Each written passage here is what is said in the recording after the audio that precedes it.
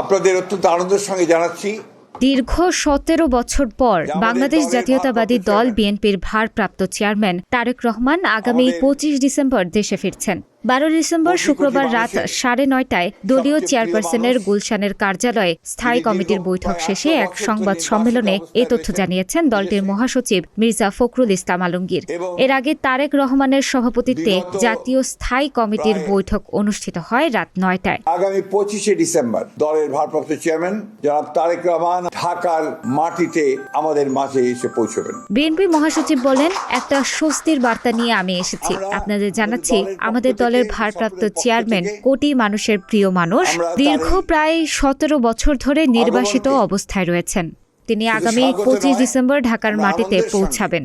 দলের পক্ষ থেকে তাকে স্বাগত জানানো হচ্ছে। আমি আপনাদের অত্যন্ত আনন্দের সঙ্গে জানাচ্ছি যে আমাদের দলের ভারপ্রাপ্ত চেয়ারম্যান, আমাদের কোটি কোটি মানুষের সবচেয়ে প্রিয় মানুষ, যিনি দীর্ঘ প্রায় ১৮ বছর ধরে নির্বাসিত অবস্থায় রয়েছেন বিদেশে, এবং বিগত প্রায় ১ যুগ ধরে তিনি গণতান্ত্রিক আন্দোলনকে নেতৃত্ব দিয়েছেন এবং আমাদের দলকে নেতৃত্ব দিয়েছেন, এবং আমাদের যে গণতন্ত্রের উত্তরণের যে ছাত্র গণ অভ্যুত্থানে নেতৃত্ব দিয়ে আমাদেরকে সাফল্যের দ্বার প্রান্তে পৌঁছে দিয়েছেন।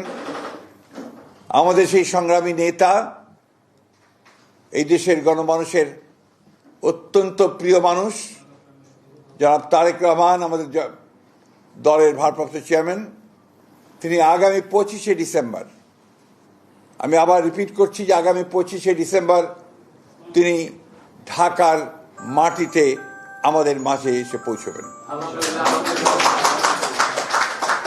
আমরা আমাদের দলের পক্ষ থেকে, সকলের পক্ষ থেকে আমরা তার এই আগমনকে শুধু স্বাগত নয়, আমরা আনন্দের সঙ্গে আমরা সমগ্র জাতিকে জানাতে চাইছি।